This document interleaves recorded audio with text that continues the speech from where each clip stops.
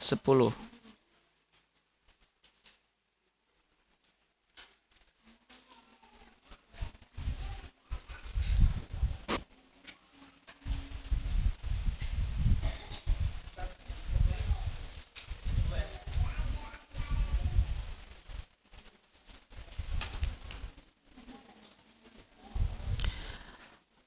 Bismillah.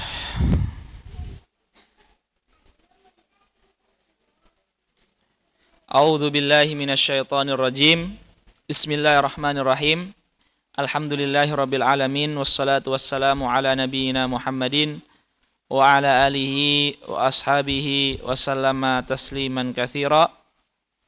Kita lanjutkan kaidah 20, hikmah 20 yang dinazamkan oleh Syekh As-Saduddin Al-Ayyubi yang aslinya merupakan Syekh Dr. Mu'ad Hawa. Bait 18 Mu'ad Hawa ya. Aslinya tuh pakai H. Tapi kalau di Indonesia pakai H. Bait 18 dan 19. Wal tashabil akhyara a'lamal huda. Bergaulah, bersahabatlah dengan orang-orang yang soleh. Wal ulama al-amilin as-su'ada, dan orang alim yang mengamalkan ilmunya, as-su'ada, di mana mereka itu adalah orang-orang yang berbahagia. Orang alim yang mengamalkan ilmunya.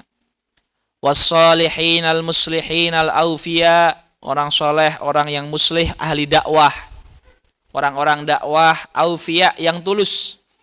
Dzawil muru'ati wa jam'al asfiya, dzawil muru'ati, yang menjaga tata krama mereka, yang memiliki akhlak mulia. Dzawil muru'at itu artinya berakhlak mulia.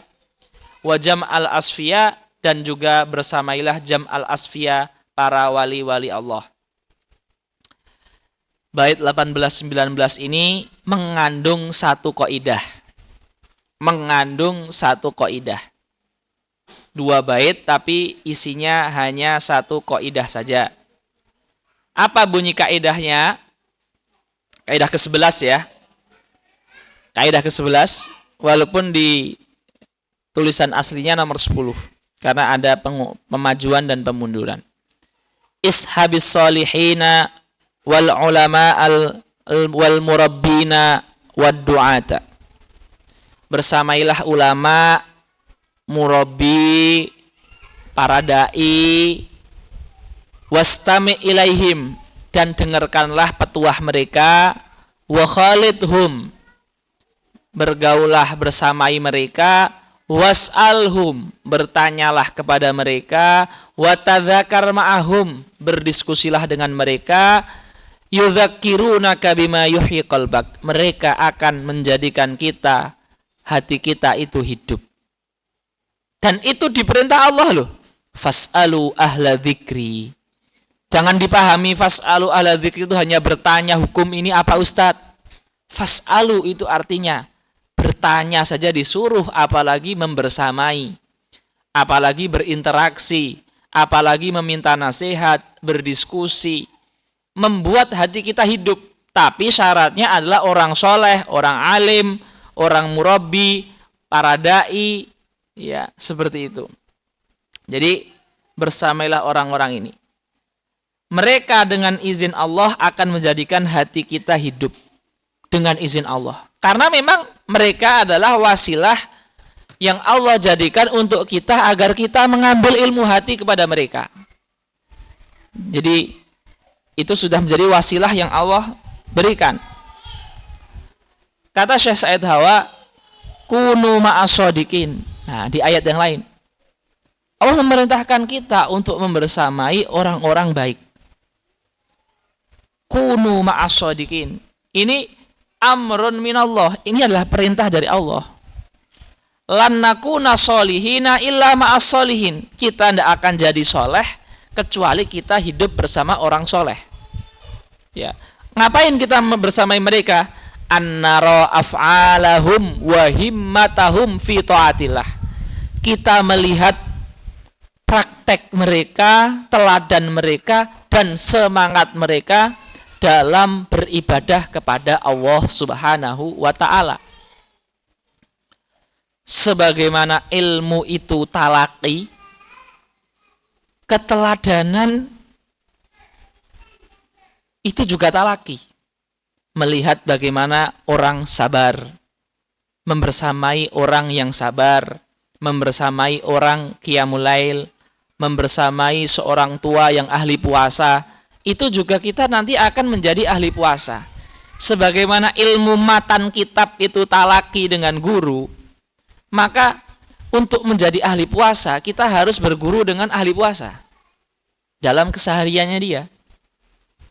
Ya, jadi buat apa kita itu bersama orang-orang shodikin sebagaimana Allah katakan kunu ma'as shodikin, agar kita naro af'alahum, kita melihat bagaimana mereka, himmatahum, kita melihat semangat mereka, fi ta'atillah, dalam mereka taat. Bagaimana sih kok dia bisa qiyamul lail setiap hari? Akhlak dia ketika pagi seperti apa, sore, siang, sehingga pas malam kok Allah berikan rezeki qiyamul lail. Ya, ini penting. Ya. Kaifa yuwajjihunal masaib, bagaimana orang ahli sabar itu mendapatkan musibah. Ya, kita yang nggak bisa sabar, kita yang pemarah, kita perlu untuk talaki dengan orang-orang sabar. Bagaimana ketika dia menghadapi anaknya sakit, ketika dia menghadapi istrinya yang susah diatur, dia menghadapi tetangganya yang mungkin kurang familiar dengan keluarganya, sehingga kita bisa mengambil ilmu sabar dari orang tersebut. Nah, jadi itu juga dengan talaki. Inilah pentingnya kita dengan orang-orang soleh. Ya, seperti itu. Apa faedah yang akan kita ambil ketika kita bersama mereka? Suhbatus sholihin hiyallati tartaqi bika. Membersamai orang soleh itulah yang menaikkan derajat kita. Dari biasa menjadi penyabar. Dari penyabar menjadi penyabar dan ahli syukur. Dari ahli syukur naik menjadi ahli sodakoh. Dari ahli sodakoh menjadi ahli ridho. Jadi ahli qanaah. Jadi ahli tawakal. Alah, itu semua adalah prestasi-prestasi hati itu. Sabar, syukur, tawakal, ridho, qanaah, taslim. Ini kan semua adalah gelar-gelar hati yang Allah inginkan dari hambanya. Lah itu kita dapat dari mana? Dari berinteraksi dengan orang yang sabar. Nah, seperti itu. Nggak apa-apa dia secara ilmu mungkin bukan profesor doktor, bukan alim alamah, tapi syariat dia lurus. Walaupun dia nggak alim nggak apa-apa. Wong kita ingin ngambil ilmu sabarnya, bukan ngambil nahwu dari dia. Kita nggak ingin ngambil usul fiqh dari dia. Selama dia yang penting syariahnya lurus, artinya menjaga sholat, menjaga dari maksiat, punya amalan sunnah walaupun hanya sedikit istiqomah, baca Quran istiqomah walaupun tidak mufasir, tapi dia ahli sabar dan ahli puasa misalkan.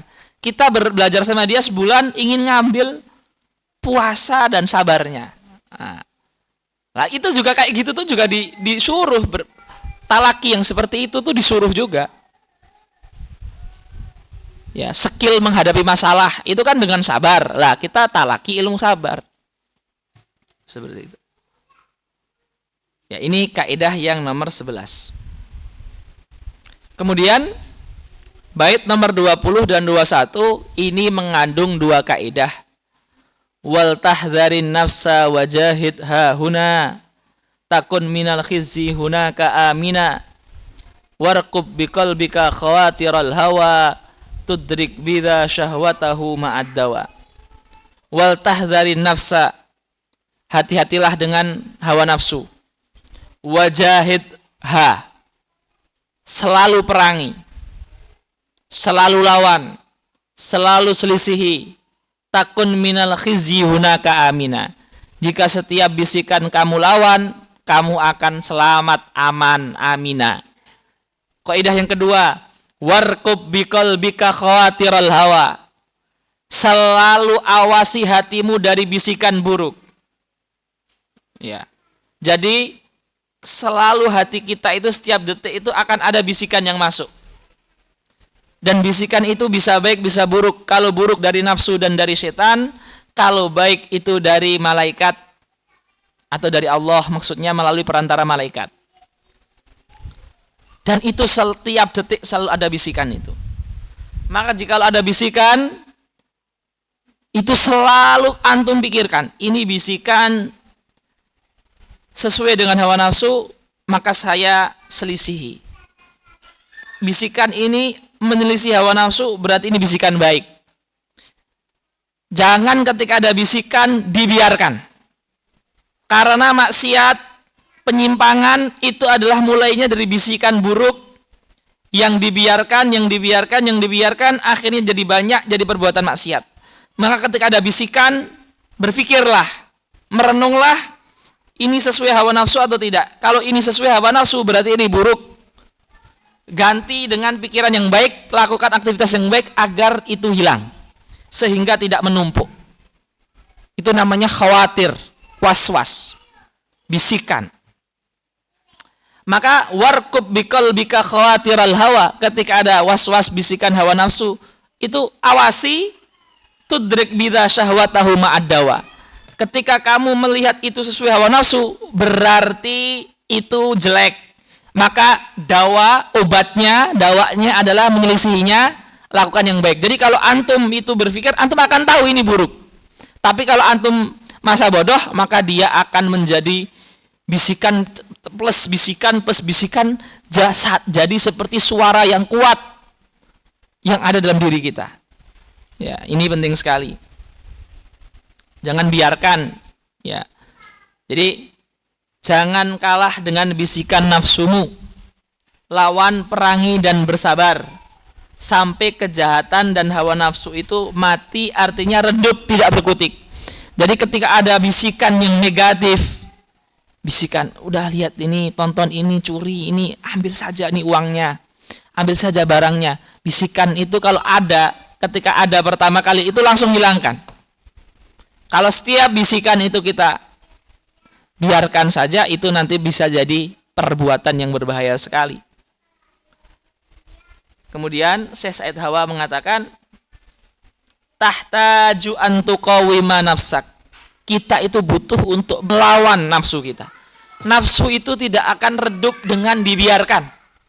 Ini yang harus kita pahami. Jadi bisikan hawa nafsu itu, kalau kita nggak ada perlawanan dengan bersabar,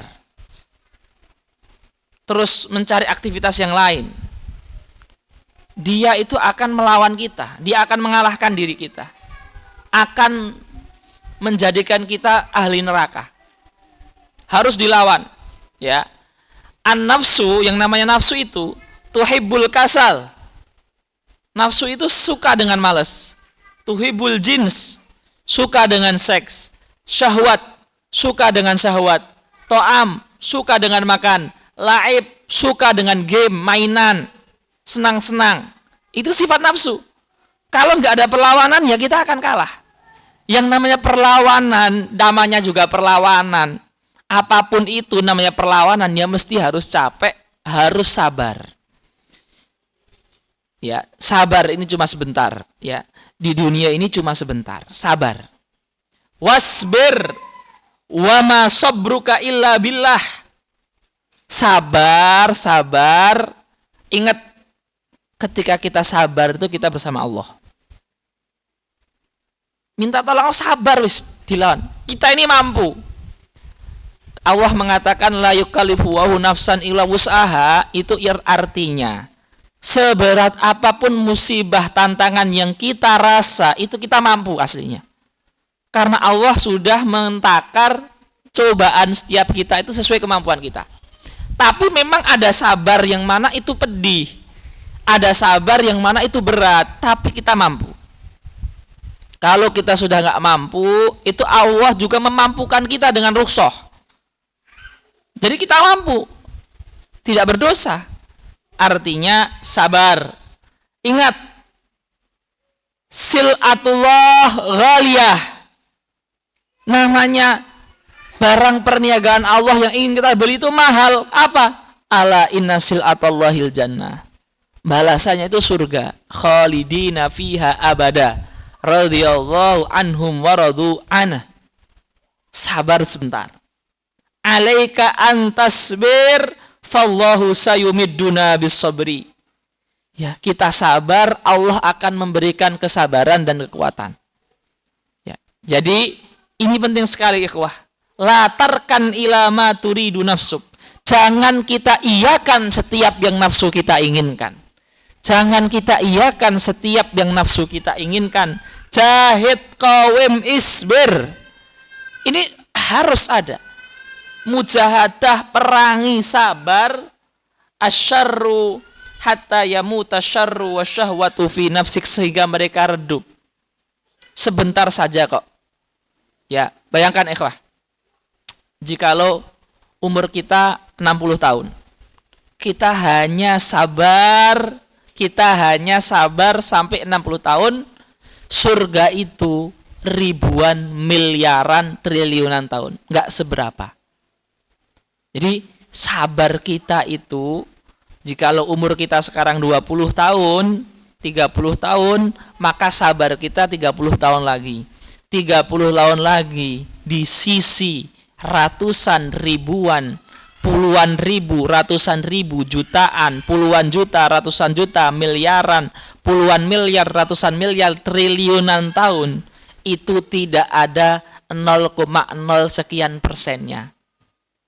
Jadi sabar, mari kita bersabar. Ya, ini kaidah 12. Kaidah nomor 13. Tadi yang bunyinya warqub biqalbika khawatiral hawa. Awasi terus bisikan hawa nafsu, bisikan setan yang lewat di hati kita. Sehingga kalau dia itu tidak steril, langsung kita lawan. Tidak kita biarkan menumpuk. Ingat hadis Rasul. Tu'radul fitan alal qulubi udan-udan. Antum tahu ya, tikar. Tikar itu untuk jadi tikar dikumpulkan itu. Apa namanya? Bahan dasar tikar itu apa?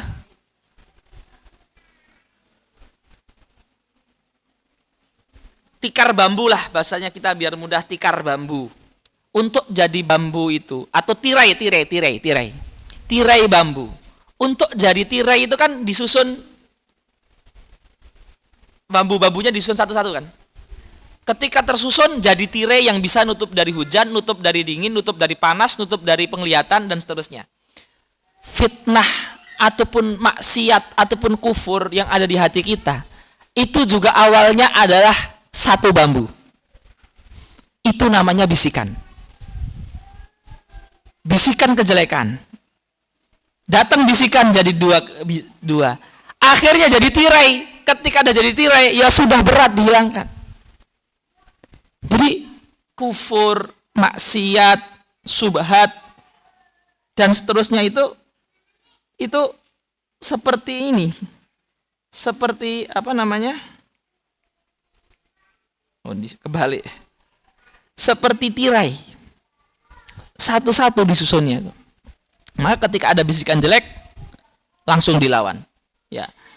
Awasi selalu hatimu dan bisikan-bisikan yang mendatanginya. Maka kamu akan menemukan di dalam bisikan itu nafsumu atau bisikan setan. Atau sebaliknya bisikan malaikat, bisikan kebaikan. Sehingga kalau bisikan itu jelek, langsung sibukkan dengan zikir. A'udzubillahi minasyaitonirrajim. Lakukan ketaatan, lupakan. Jangan sampai dia tersusun batang demi batang. Bahaya ini. Nanti bisikannya jadi kemauan. Jadi bisikannya jadi azam. Nah, kalau udah azam itu sudah hampir ke perbuatan. Kalau sudah perbuatan, khalas. Kita kalah dalam ronde tersebut. Ya nanti move on-nya dengan taubat. Taubat yang betul-betul taubat hati, bukan taubat lisan. Nanti mulai dari awal lagi. Dimulai ronde baru. Nah, ronde pertama kalah hanya dalam 1 jam. Taubat lagi dari 0. Banyakkan zikir, obat hati diperbanyak. Lah nanti insya Allah rondenya lebih lama, bahkan menang. Kata Syekh Hawa, raqib qalbaka wa khawatirak, selalu awasi pergerakan bisikan yang datang ke jiwa kita dan pikiran kita. Kullu daqiqah al khawatir ta'ti ilal aqli wal qalbi, setiap detik, setiap menit yang namanya was-was bisikan itu selalu silih berganti masuk ke pikiran dan hati kita setiap detik. Ya. Idza raqabtaha fiha khawatirun khatirah, ketika kamu mengawasi, kamu akan mendapati bisikan yang jahat, bisikan yang mana itu ngeri sebenarnya. Jangan masa bodoh. Hina idzin, ketika kamu menemui bisikan itu yang jelek, buruk, tujahid wa tastaghfir, istighfar, lawan, hilangkan. Fa idza radatal batil minal khawatir minal awal fa anta najin minal maksiyah, ketika dari awal bisikan kita sudah lawan, kita selamat dari maksiat, karena dia tidak sempat menyusun strategi itu, tidak sempat menjadi keinginan, masih cuma bisikan saja. Al khawatir qad takunu minan nafsi aw minasyaitan. Ya. Jadi khawatir itu bisa jadi nafsu kita karena kita tidak mengobati hati kita, ya. Tidak zikir ketika sahur, tidak qiyamul lail, tidak baca Quran dengan tadabbur makna, tidak menjalankan sholihin. Artinya syahwatnya akan menguat. Apalagi makannya kenyang, pandangan itu dibiarkan, pikiran itu fantasinya liar. Itu kan jadi nafsunya kuat. Lah, ketika nafsunya kuat, dia juga bisa menghadirkan bisikan-bisikan juga. Jadi bisikan itu bisa jadi diri sendiri. Ya, bisa juga setan. Ya. Seperti itu. Makanya dalam Al-Nas al-waswasil khannas. Jadi bisa juga dari manusia, dan manusia itu bisa juga orang lain atau diri kita sendiri juga manusia.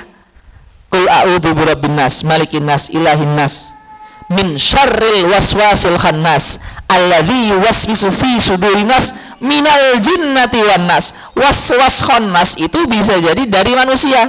Manusia itu bisa diri kita sendiri, bisa orang lain. Karena diri kita kan manusia juga. Lah, itu. Maka hati-hatilah. Al-khawatir itu seperti fitnah. Itu akan menyusun tirai demi tirai, bambu demi bambu, sampai menjadi keinginan yang kuat, terus jadi maksiat. Fa'alainal ishghal bitta'ah wa dzikrillah. Maka solusinya apa?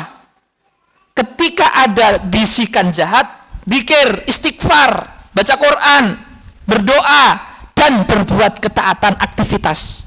Membaca, olahraga, sedekah, bersih-bersih, menyuci, bersihkan WC, kamar mandi, nyucikan baju teman. Ya. Fa'ina idzin la makana lil waswas. Ketika itu bisikan akan hilang. Dan ini pekerjaan seumur hidup. Wallahu ta'ala alam.